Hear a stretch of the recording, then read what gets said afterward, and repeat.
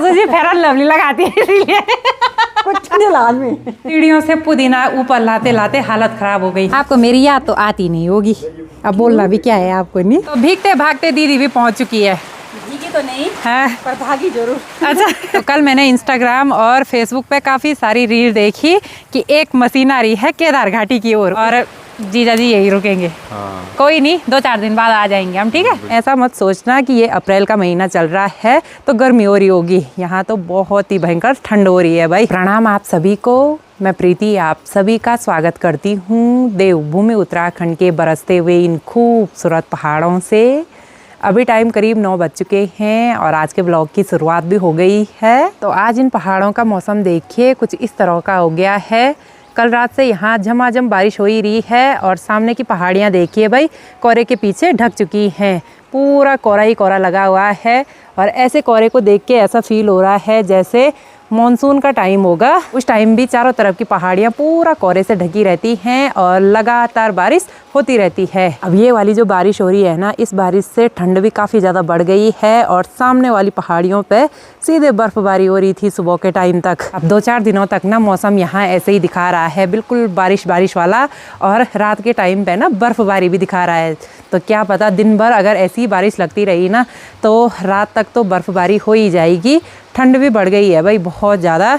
और इस बार मुझे लग रहा है कि श्री केदारनाथ धाम की यात्रा में ना बहुत ही ज़्यादा ठंडा होने वाला है। मुझे लग रहा है सामने वाली पहाड़ियों पे बर्फ़बारी हो रही है तो केदारनाथ में भी ज़रूर बर्फ़बारी हो रही होगी। तो ठंड बहुत ज़्यादा बढ़ने वाली है भाई इस बार भी। और अगर आप यात्रा पे आते हैं तो अपने साथ गर्म कपड़े वगैरह ज़रूर से लेके आइए। ऐसा मत सोचना कि ये अप्रैल का महीना चल रहा है तो गर्मी हो रही होगी, यहाँ तो बहुत ही भयंकर ठंड हो रही है भाई, बहुत ज़्यादा ठंड।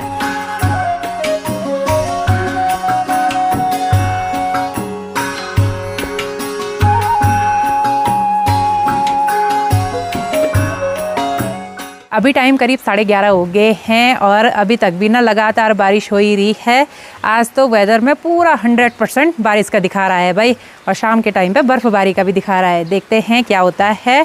और अभी हम भी रेडी हो चुके हैं और आज हमारी तैयारी हो गई है यहाँ गांव से शहर की ओर जाने की। खेती बाड़ी का थोड़ा बहुत काम हमने निपटा दिया है, सरसों की फसल की कटाई भी कर दी है और अब खेतों में बीज की बुआई का काम बचा हुआ है। वैसे भी ऐसी बारिश में हल भी कैसे लगाना भाई। अभी देखिए जो कोहरा है ना वो हटने का नाम ही नहीं ले रहा है, बारिश कम होने के बजाय और भी ज़्यादा लगती जा रही है। तो यहाँ पे दीपक बेटा बैठा हुआ है। ठीक है तब हाँ मिलते हैं 2-4 दिनों के बाद, ठीक है।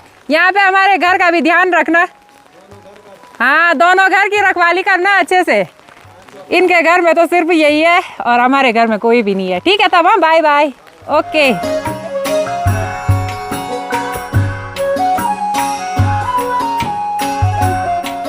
गांव से हम पुदीना भी लेके जा रहे हैं शहर की ओर। अब सबके पास अभी भारी भारी सामान हो गया और ये गमला हमने आटे के थैले में रखा, बहुत भारी हो रहा है भाई।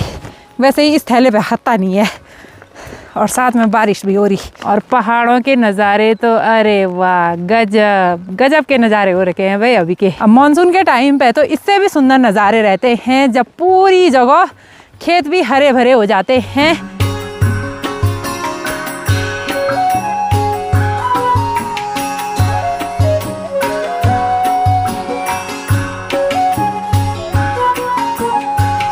तो जब से हम ऊपर चोका से नीचे सोनप्रयाग में आए ना तब से मैं गाड़ी में ही बैठी हुई हूँ, क्योंकि बाहर ठंड में जाने का मन ही नहीं कर रहा है भाई, बहुत ही ज़्यादा ठंड हो रही है।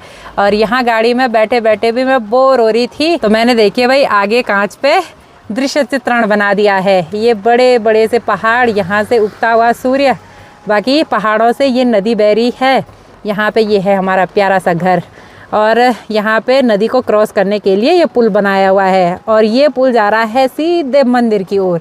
यहाँ पे एक हिरन भी बनाया हुआ था भाई। बचपन में हम कुछ इस तरह के दृश्य चित्रण बनाते थे। इस दृश्य चित्रण को बना के ना बचपन की याद ताज़ा हो गई है भाई। अब बारिश तो कम होने का नाम नहीं ले रही है और गाड़ी में बैठे बैठे भी मैं बोर हो रही थी। और कल यहाँ पे जो फिनिशिंग करी थी वो भी आज पूरी ख़राब हो चुकी है। वैसे बरसाती बिछा के तो रखी हुई है लेकिन कोई फ़ायदा नहीं है भाई, क्योंकि बारिश ही इतनी तेज़ हो रही है। सामने वाली पहाड़ियों से तो बादल छटने का नाम ही नहीं ले रहे हैं। अब आजकल की बारिश से तो ठीक सामने मंदाकिनी नदी का जो जल है ना वो काफ़ी साफ देखने को मिल रहा है। लेकिन बरसात के टाइम पे ना ये नदी बिल्कुल मटमैली हो जाती है और नदी का जल स्तर भी बढ़ जाता है काफ़ी ज़्यादा।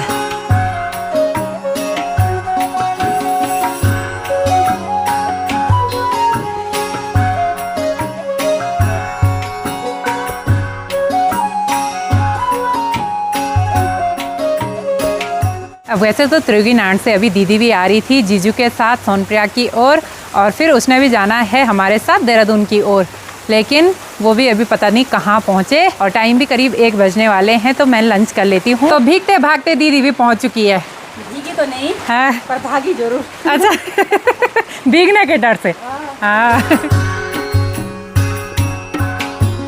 आज फर्स्ट टाइम ऐसा हुआ जीजा जी नहीं आ रहे हैं देहरादून। क्यों नहीं आ रहे? मैंने कहा जब तुम लोग जा रहे हो तो मैंने क्या करना हुआ। क्योंकि आज सिर्फ दीदी जा रही है और जीजा जी यही रुकेंगे। हाँ। कोई नहीं 2-4 दिन बाद आ जाएंगे हम, ठीक है? हाँ बाय बाय, अपना ख्याल रखना, ठीक है? हाँ मुझे लग रहा है कि सुधांशु का भी देहरादून आने का मन कर रहा है। कब जा रहे तो उसी गाँव? जैसे बारिश बंद हो जाएगी। जैसे बारिश बंद हो जाएगी 1 हफ्ते तक तो अब बारिश ही है यार। आज और कर ले बस। ऐसे ठीक है, तब तो आराम से रहना, ठीक है? आराम से जाना तो उसी। ओके।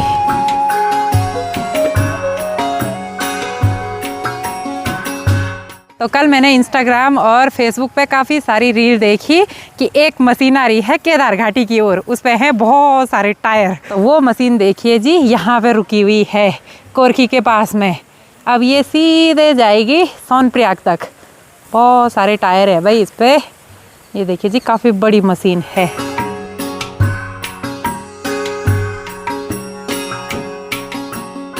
तो अभी हम हाट गांव के पास में आके रुक गए हैं और सामने इतने गजब के नज़ारे हों तो गाड़ी से उतरना तो बनता ही है भाई। सामने देखिए गेहूं के लहलाते खेत बहुत ही गजब के लग रहे हैं और सीढ़ी नुमा खेतों के बीच में बने हुए ये सुंदर सुंदर से घर और भी गजब के लग रहे हैं। साथ में पहाड़ियों पे छाए हुए ये बादल, वो तो पहाड़ों की सुंदरता में 4 चांद लगा रहे हैं। नीचे से कल कल करती हुई मंदाकिनी नदी आगे की ओर बढ़ रही है। यहाँ से भी एक नदी आ रही है और वो यहाँ पे मंदाकिनी नदी से मिल रही है।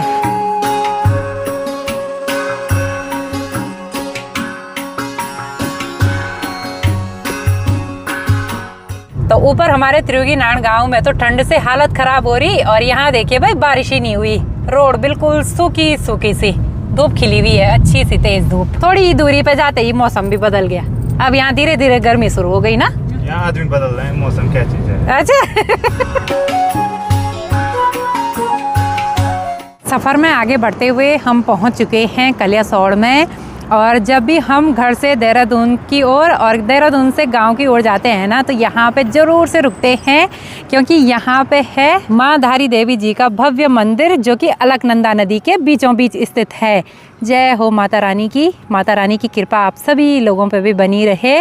और मैं काफ़ी टाइम से सोचती हूँ कि एक दिन मैं यहाँ भी ज़रूर जाऊँगी। वैसे शादी के बाद जा तो रखे हैं लेकिन एक बार मुझे फिर जाना है।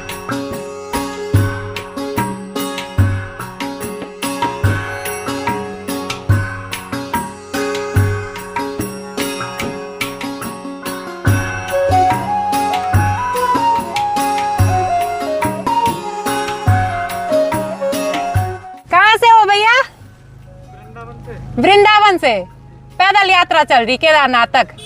चलो बढ़िया। साकिनधार के पास में हमको भैया जी मिले हैं जो कि पैदल यात्रा कर रहे हैं केदारनाथ धाम तक। ये आपका अलग लुक रखा हुआ है।